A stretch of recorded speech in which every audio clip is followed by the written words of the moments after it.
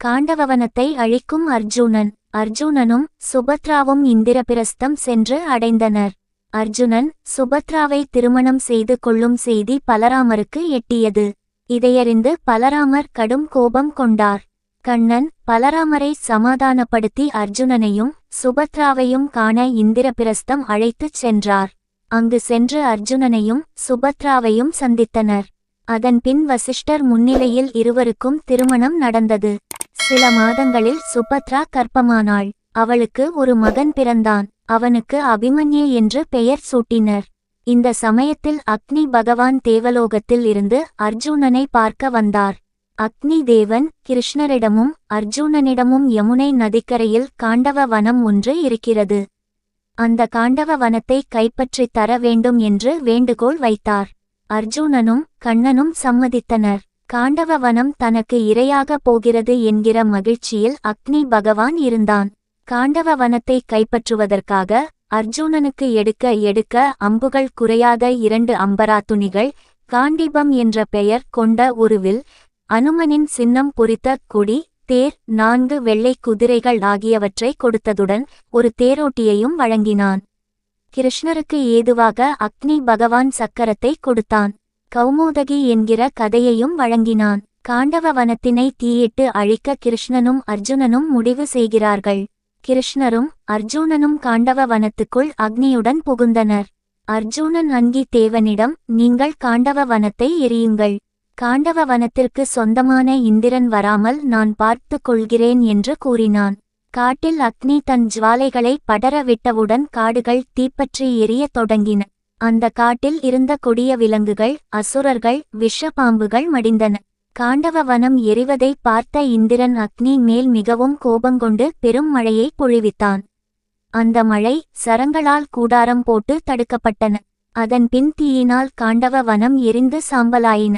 ஆனால் அந்த காட்டில் வசித்து வந்த மயன் என்ற தேவ சிற்பியும் சார்ங்கம் என்ற பறவை இனத்தின் 4 குஞ்சுகளும் மட்டும் தீயில் இருந்து தப்பினர். காண்டவ வனத்தை கைப்பற்றியதை எண்ணி மகிழ்ச்சியடைந்தார் யுதிஷ்டிரர். உயிர் தப்பி பிழைத்த அசுர சிற்பியான மயன் தர்மரை சந்தித்து தன்னை கொல்லாமல் விட்டதற்காக அர்ஜுனனுக்கு தகுந்த கைமாறு செய்ய விரும்புகிறேன் என்று கூறினான். அதற்கு அர்ஜுனனும் கண்ணனும் செய்யும் உதவிக்கு கைமாறாக எதுவும் ஏற்பதில்லை என்றனர். மயன் யுதிஷ்டிரரை அணுகி தான் ஒரு அசுர சிற்பி என்றும் தன்னால் உலகமே வியக்கும் ஒரு சபையை நிறுவ முடியும் என்றும் அதை இந்திரபிரஸ்தத்தில் அமைக்க அனுமதி தர வேண்டும் என்றும் வேண்டினான். அனுமதி கிடைத்தது. இமயமலையில் இருந்து எடுத்து வந்த பொன்னாலும் இரத்தினங்களாலும் மணிகளாலும் ஆன அரண்மனையை கட்டி முடிக்க 14 ஆண்டுகள் ஆயின.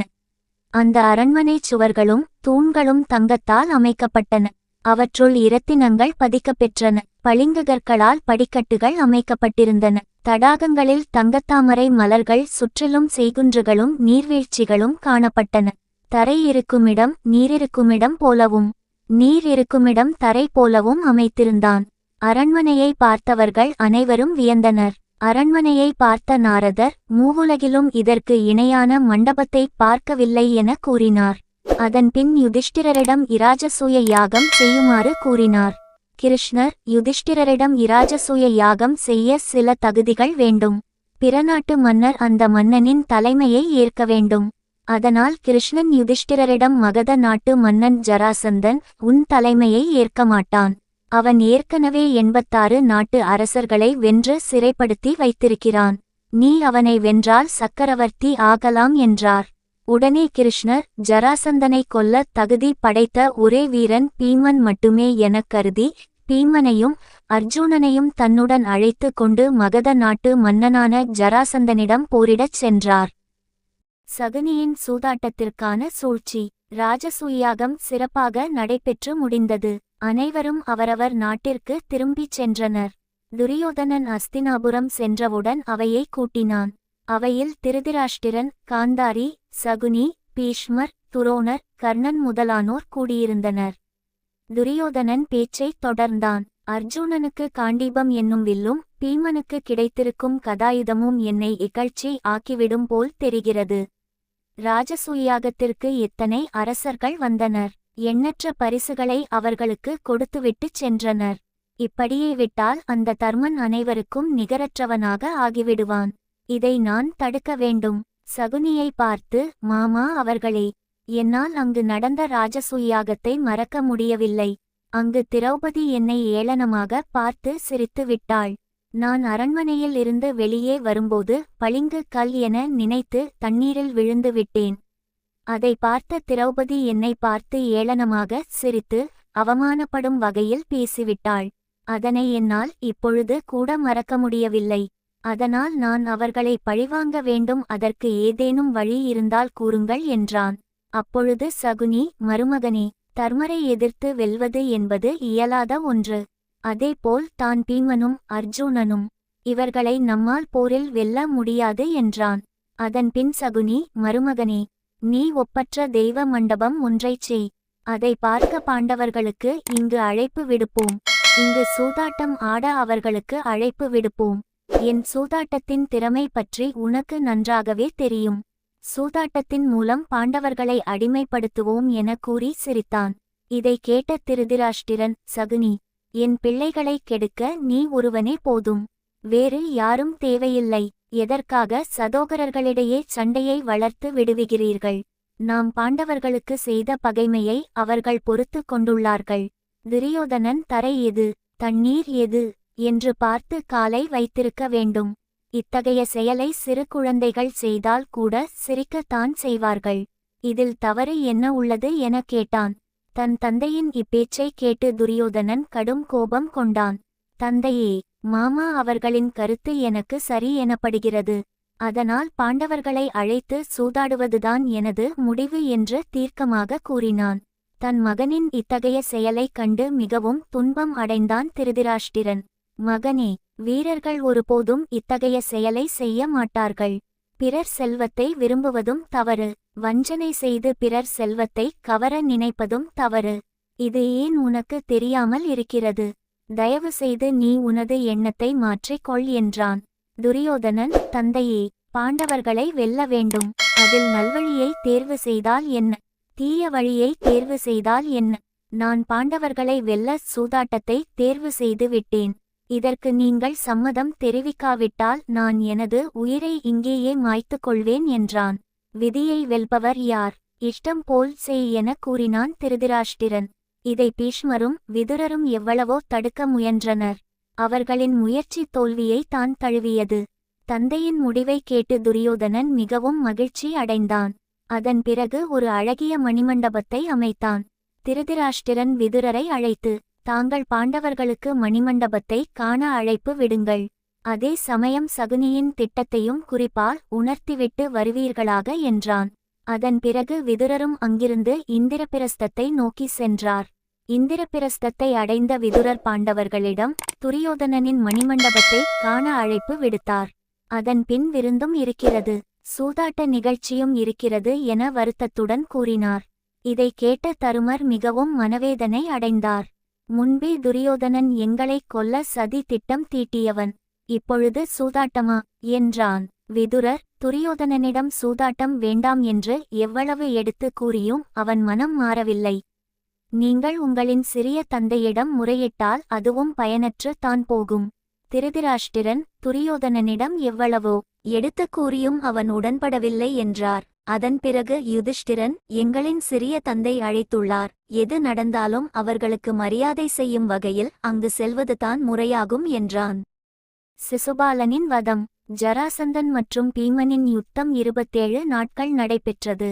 இறுதியில் கிருஷ்ணர் பீமனிடம் சைகையாக ஒரு குச்சி எடுத்து அதை இரண்டாக உடைத்து அதை எதிரெதிரே தூக்கி எறிந்தார். கிருஷ்ணரின் சைகையை புரிந்து கொண்ட பீமன் ஜராசந்தனை அடித்து கீழே தள்ளி அவனது கால்களை பிடித்து இரண்டாக பிளந்து எதிரெதிரே வீசினான். அந்த இடத்திலேயே ஜராசந்தன் மாண்டான். அதன்பின் ஜராசந்தனால் சிறைப்பிடிக்கப்பட்ட அரசர்கள் விடுவிக்கப்பட்டனர். அதன் பிறகு அனைவரும் இந்திரபிரஸ்தத்திற்கு வந்தனர். ராஜசூயாகத்திற்கான ஏற்பாடுகளை செய்யத் தொடங்கினர். ராஜசூயாகத்திற்கு வியாசர், கௌரவர்கள், பீஷ்மர், கர்ணன், சிசுபாலன், துரோணர் முதலானோர் அழைக்கப்பட்டிருந்தனர். சிசுபாலன் சேதி நாட்டு இளவரசன் ஆவான். இவனின் தாய் ஸ்ருததேவா. இவள் கண்ணனுக்கு சகோதரி முறை ஆவாள். சிசுபாலன் பிறக்கும்போது 3 கண்களுடனும் 4 கைகளுடனும் பிறந்திருந்தான். அவன் பிறந்த வேளையில் தீய சகுனங்களும் உண்டாயின.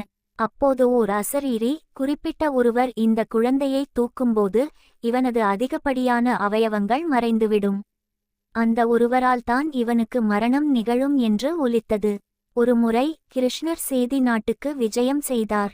அவர் குழந்தை சிசுபாலனை தூக்கி தன் மடியில் வைத்துக்கொண்டதுமே அவனது அதிகப்படியான அவயவங்கள் மறைந்தன.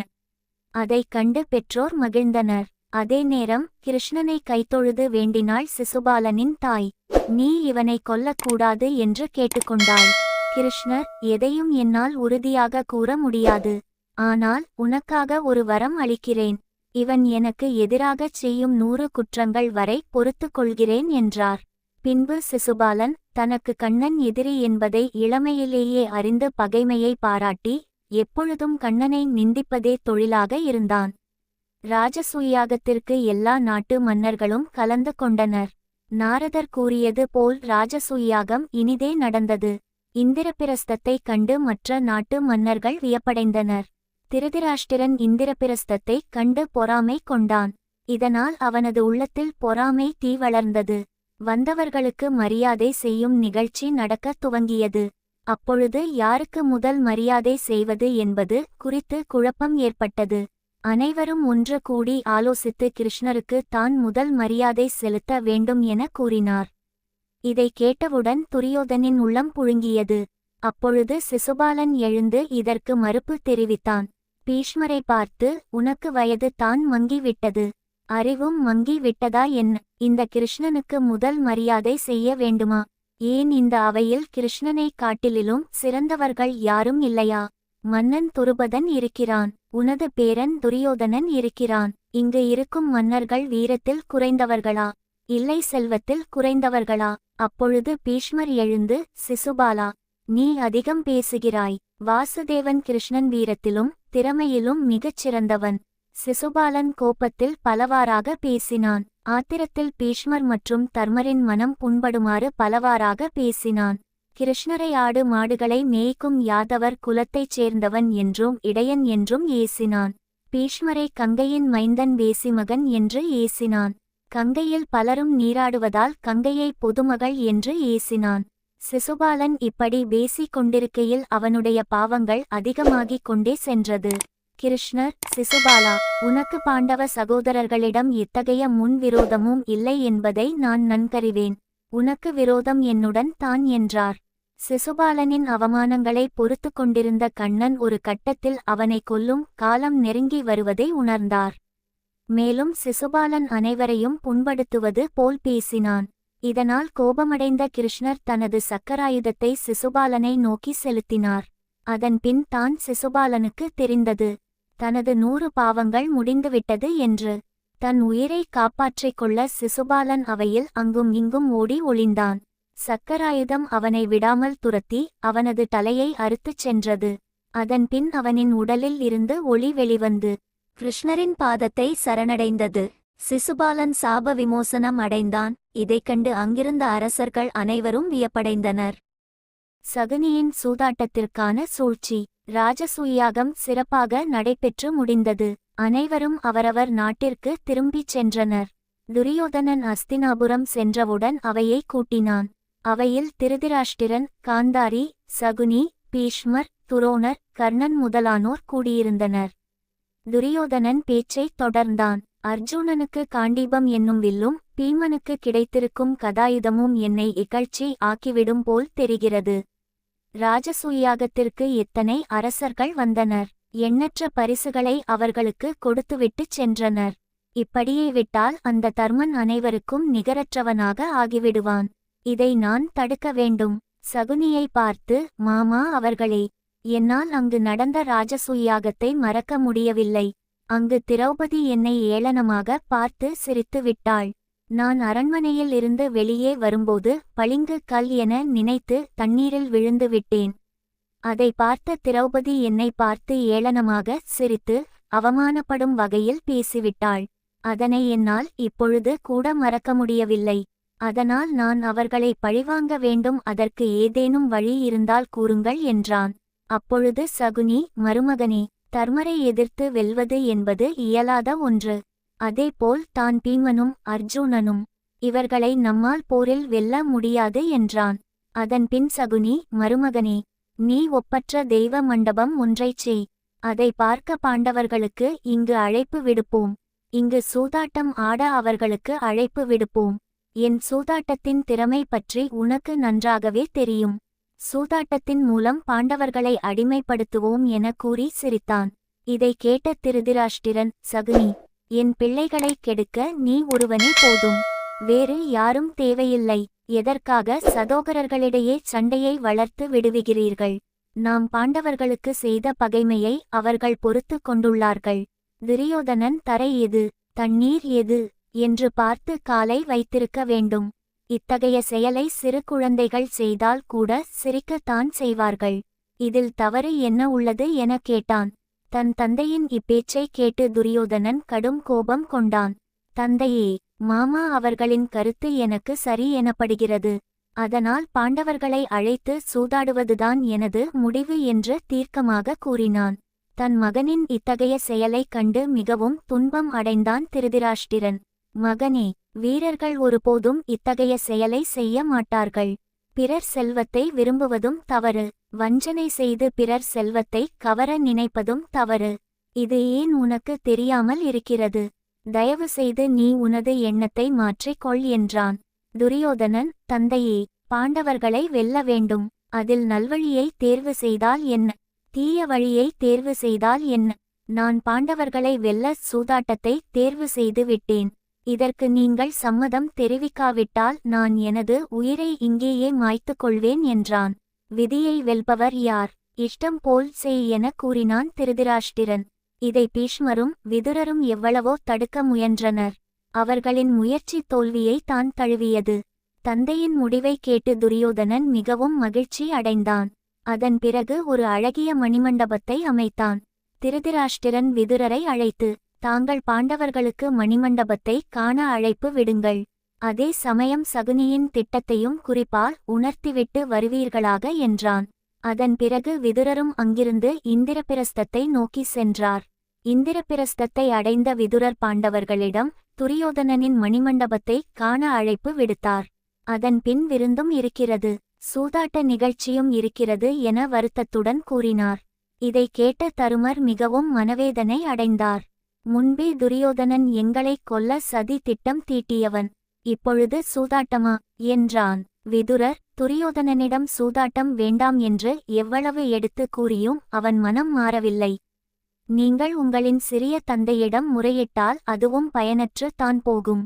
திருதராஷ்டிரன் துரியோதனனிடம் எவ்வளவோ எடுத்து கூறியும் அவன் உடன்படவில்லை என்றார். அதன் பிறகு யுதிஷ்டிரன், எங்களின் சிறிய தந்தை அழைத்துள்ளார். எது நடந்தாலும் அவர்களுக்கு மரியாதை செய்யும் வகையில் அங்கு செல்வதுதான் முறையாகும் என்றான்.